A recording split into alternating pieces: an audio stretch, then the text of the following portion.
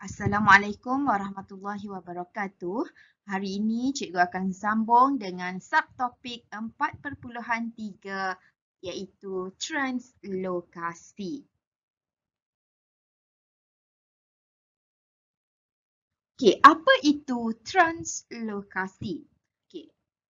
Dari segi definisi, kita tengok dahulu translokasi ialah proses pengangkutan pengangkutan bahan-bahan organik seperti sukrosa, asid amino dan hormon di dalam fluem dari daun ke bahagian lain tumbuhan seperti akar dan juga batang. Okey, jadi translokasi ni adalah mengangkut. Mengangkut bahan organik. Okay, bahan organik macam hasil fotosintesis seperti sukrosa, asid amino dan hormon dari dalam fluem. Ini adalah fluem. Kita dah tengok struktur fluem. Okay, dari dalam fluem di daun ke bahagian lain tumbuhan seperti akar dan juga batang. Okay. Kenapa perlunya translokasi dalam tumbuhan? Kenapa perlu nak mengangkut bahan organik tadi, contohnya sukrosa, dari fluem di daun ke seluruh bahagian tumbuhan? Kenapa? Okay. Kerana translokasi ini membantu tumbuhan untuk nak kongsi, nak angkut hasil fotosintesis dari daun ke bahagian lain tumbuhan untuk pertumbuhan dan juga untuk respirasi. Sebab tu perlunya translokasi untuk memastikan pertumbuhan dan respirasi berlaku di akar, buah, hujung pucuk ataupun bunga yang sedang bertumbuh, yang sedang berkembang. Itu perlunya translokasi. Okey, sekarang kita satu lagi, selain itu translokasi juga mengangkut hasil fotosintesis yang berlebihan ke bahagian tumbuhan seperti rizom, umbisi dan juga berbawang. Okey. Kalau dia angkut hasil fotosintesis, ialah satu lagi yang berlebihan pun dia angkut juga untuk disimpan di bahagian tertentu pada tumbuhan. Okey. Sekarang kita tengok macam mana proses translokasi ini berlaku. Okey. Kita tahu tadi proses translokasi ini adalah pengangkutan bahan organik daripada fluem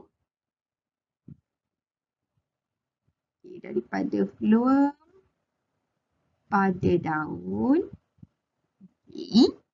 Okey, so kita ingat balik macam mana struktur fluem. Okey, ingat balik struktur fluem. Kita ada tiub tapis, kemudian kita ada plat tapis di sini dan kita juga ada liang-liang. Okey, liang-liang tapis kat situ. Okey, kita tengok satu per satu. Sukrosa diangkut secara aktif ke dalam tiub tapis. Okey, ini daripada daun. Okey, sukrosa dihasilkan di daun sebab ia adalah hasil fotosintesis. So, dia akan masuk melalui sel rakan ke tiub tapis. Okey, masuk ke tiub tapis. Inilah tiub tapis kan? Tapis. Okey. Pengangkutan sukrosa ke dalam tiub tapis melalui sel rakan daripada sel daun. Maksudnya daripada daun nak ke tiub tapis ni dia akan melalui sel rakan di sini. Okay. Pengangkutan sukrosa ke dalam tiub tapis melalui sel rakan daripada sel daun akan mengurangkan keupayaan air di dalam tiub tapis. Okey, dalam tiub tapis, cikgu lukis kat tepi ni. Bayangkan ini tiub tapis. Bila sukrosa dah masuk ke sini, apa akan jadi? Bila bahan terlarut dah banyak, so air akan berkurang lah. So sebab tu kat sini dia cakap mengurangkan keupayaan air di dalam tiub tapis. So dalam tiub tapis, sekarang ni keupayaan air dia rendah ataupun bahasa mudahnya air dia sikit. So hal ini menyebabkan air dari xilem meresap masuk ke dalam tiub tapis secara osmosis. Okay. Air dari xilem, yang ni kan semua phloem. So air dari xilem akan meresap masuk. Ni. Kat sini. Sebab tu dia buat dari xilem, air masuk ke dalam tiub tapis. Sebab apa? Sebab dalam tiub tapis keupayaan airnya adalah rendah. Kenapa keupayaan air rendah? Sebab sukrosa daripada sel daun tadi masuk ke dalam tiub tapis. Okey. Baca pelan-pelan, cuba fahamkan, insya-Allah boleh faham. Okey.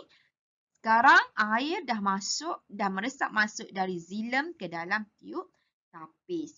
Okey, kita tengok pula step yang ketiga. Peresapan air ini meningkatkan tekanan hidrostatik di dalam tiub tapis. Okey. Bila air tu meresap, dia akan meningkatkan tekanan hidrostatik. Sebab tadi air sikit, sekarang air dah masuk banyak. So, dia akan meningkatkan tekanan hidrostatik dalam tiub tapis. Okey. Yang keempat, peningkatan tekanan hidrostatik menyebabkan kandungan phloem. Kandungan phloem tadi apa dia? Sukrosa lah, sebab sukrosa mula-mula tadi kan masuk. So bila tekanan hidrostatik kandungan phloem tu, bila tekanan hidrostatik tinggi, menyebabkan kandungan phloem ditolak sepanjang tiub tapis sehingga ke organ tumbuhan yang lain. Okey. Jadi dia sebab tekanan hidrostatik tinggi, dia akan tolaklah bahan tadi ke seluruh organ tumbuhan yang lain, ke batang, ke akar, ke ranting dan sebagainya. Okey.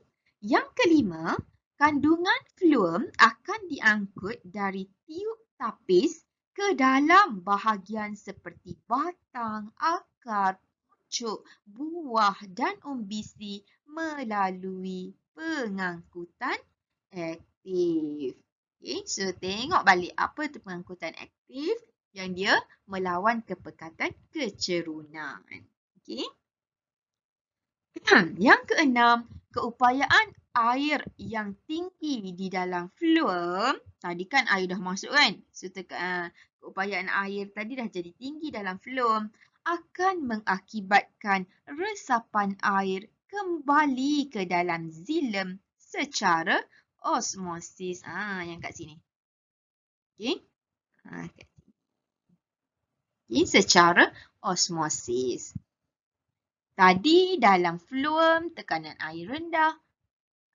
Keupayaan air rendah daripada xilem meresap masuk ke dalam phloem. Lepas tu tekanan hidrostatik pula tinggi dalam phloem dan akhirnya keupayaan air juga tinggi dalam phloem mengakibatkan resapan air semula dari phloem ke xilem secara osmosis.